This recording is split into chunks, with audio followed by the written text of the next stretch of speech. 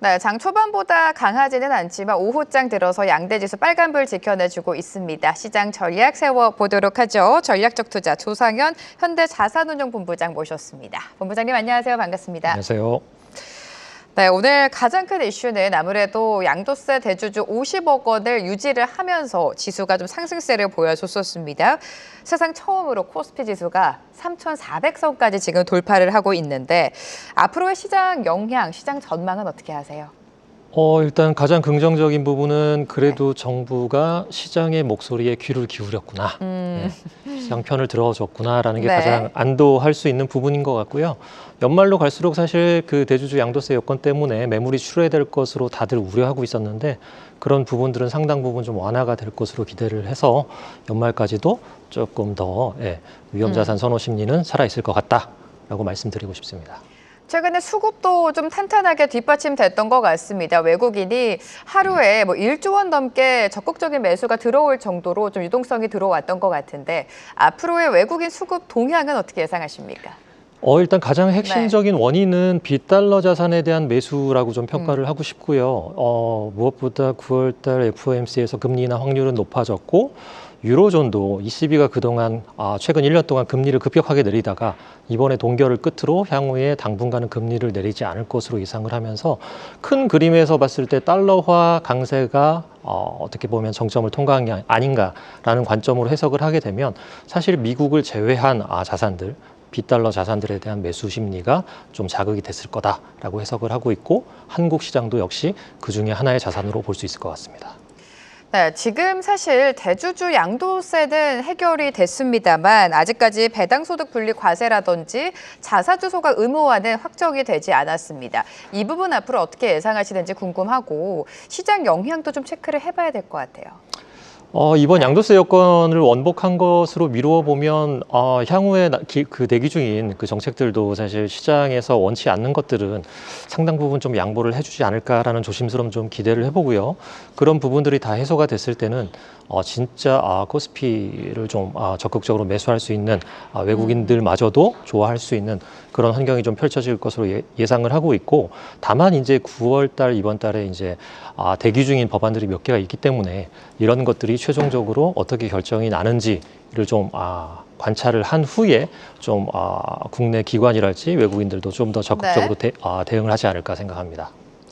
자, 이렇게 오늘까지 나흘 연속 코스피 지수는 사상 최고치 랠리를 이어가고 있습니다. 지수 상승과 함께 거래 대금도 급증을 하고 있는데 지금 개인 투자자의 신용 융자 거래 잔액이 연중 최고치를 기록했다. 이런 소식도 좀 전해지고 있습니다.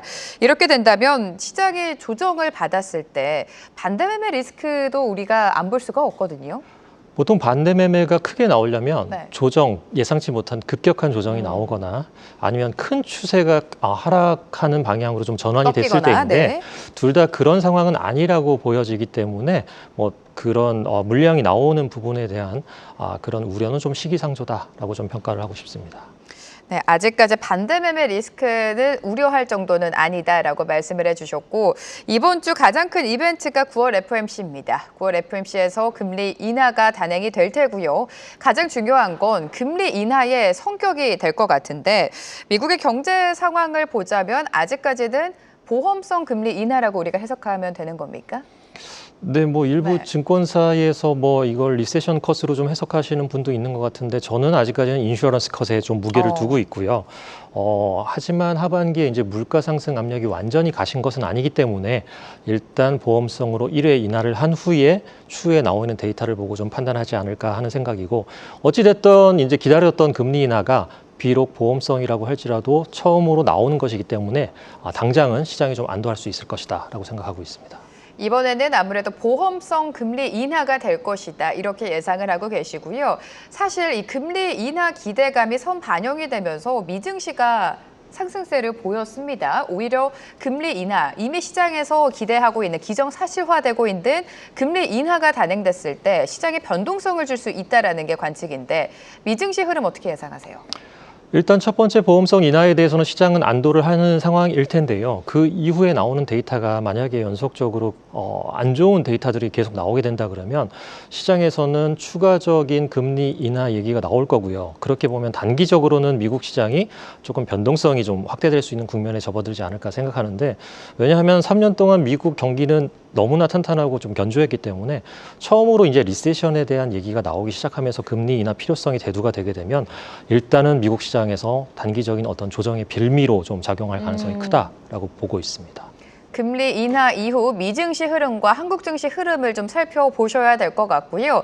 또 3분기 실적 시즌이 다가오고 있습니다. 실적 시즌을 기다리고 있는 이 시점에서 사실상 기업들의 이익 성장세가 뚜렷하게 성장 국면이다 표현하기에는 좀 애매한 것 같습니다. 실적 어떻게 보십니까?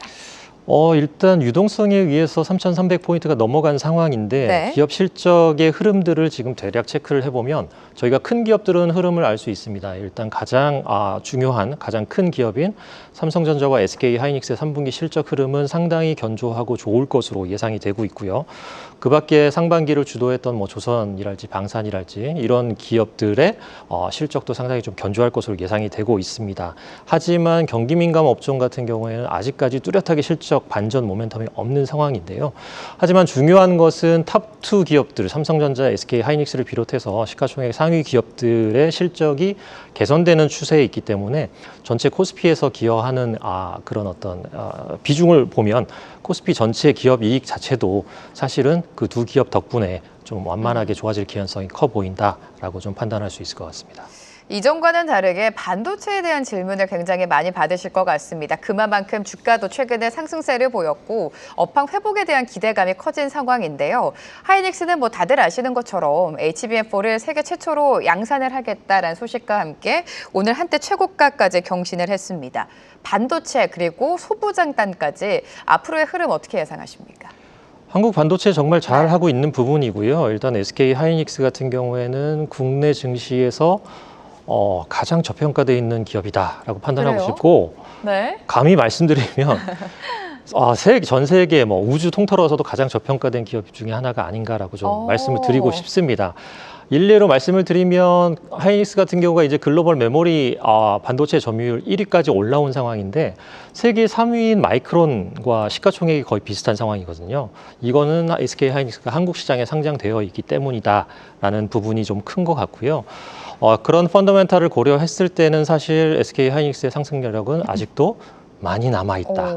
뭐 조심스럽지만 국내 시가총액 1위 자리도 넘볼 수 있는 그 정도의 체력을 지금 보여주고 있는 게 아닌가라고 생각을 합니다. 한 가지만 덧붙여 말씀드리면 그럼 왜 이렇게 저평가가 되어 있느냐. 과거 범용 반도체 사이클로 밸류에이션을 적용받기 때문인 거고요. HBM 비중이 높아질수록 이익 안정성은 커질 것이기 때문에 하이닉스의 밸류에이션도 높아질 것이다 라고 생각하고 있습니다. 네, SK하이닉스 최근에 오늘도 그렇고요. 최근에 계속해서 상승해서 많이 오른 거 아닌가라고 생각하시는 분들도 계실 텐데 본부장님께서는 상대적으로 글로벌적으로 저평가되어 있다. 가지고 있는 글로벌 경쟁력에 비해서는 저평가되어 있다라는 말씀을 해주셨습니다.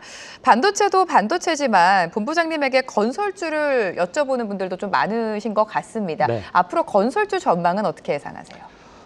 사실 조금 조심스러운 부분이 있습니다. 97 대책에서 정부가 135만 원 공급을 하겠다고 했는데 그 공급의 주체가 사실은 LH를 포함한 정부거든요. 공공 공급이고 그렇게 보면 민간 건설사들이 혜택을 볼 수 있는 부분은 공공주택 건설이나 아니면 공공택지를 공급할 때의 어떤 도급적인 수준인데 사실 그 부분은 중소형 건설사들 일부를 제외하고는 민간 건설사들한테 큰 매출단에서는 큰 도움은 되지 않을 것 같아서 사실은 좀 조심스러운 부분이 있고요. 그리고 건설업 같은 경우에는 중대재해처벌법이 좀 크리티컬하게 좀 걸려 있는 부분들이 있어서 이런 부분은 건설사들한테 좀 리스크로 작용할 수 있는 부분이 있다. 이 정도까지 좀 말씀을 드릴 수 있을 것 같습니다. 건설주는 살짝 관망하고 계신 것 같습니다. 지금 반도체도 그렇고 건설도 그렇고 최근에는 캐대언 열풍과 함께 K식품 관련주도 시세를 내줬고 오늘은 증권주도 로봇주에까지 매수가 강하게 쏠리고 있습니다. 본부장님께서는 현 시점에서 어떤 섹터를 가장 유망하게 보고 계십니까? 가장 유망한 섹터는 반도체일 것 같고요. 지금 상황이 굉장히 다 개선되고 있는 상황이기 때문에 그리고 기존의 주도주였던 조선주 같은 경우는 아직까지 마스크와 관련한 본격적인 프로젝트를 수주받은 게 없고 주가가 선반영된 부분이 좀 크기 때문에 실제 수주가 저희 눈에 보이기 전까지는 기대감이 계속 좀 살아있는 업종 정도로 생각하고 있습니다. 마지막으로 내수주 중에서는 뭐 금융주랄지 지주랄지 좀 상대적으로 밸류에이션이 부담 없고 수급적으로 깨끗한 이런 업종들도 좀 관심 있게 보시는 것을 추천드립니다. 자, 그럼 마지막으로 간략하게 시장 대응 전략만 여쭤보도록 하겠습니다. 네, 지금 네. 코스피 지수가 사상 최고치를 넘어가서 다들 고민이 많으실 텐데요. 이것은 이제 위험자산 선호 심리가 상당히 확대되는 국면에 놓여 있다라고 판단하시는 게 좋을 것 같고요. 그럼 이 상황에서 무엇을 사야 되느냐? 기존에 좋게 보고 좋아하셨던 종목들을 좀 싸게 매집하시는 걸 추천을 드리고 전형적으로 좀 말씀드릴 수 있는 게 지금과 같은 국면에서는 지수를 추종하는 단순 패시브 상품보다는 개별 종목이나 개별 섹터에 집중적으로 투자하는 액티브 투자 방식이 훨씬 더 유효할 것으로 생각하기 때문에 관련한 ETF랄지 관련한 펀드 상품 가입하는 것을 좀 네. 추천을 드리고 싶습니다.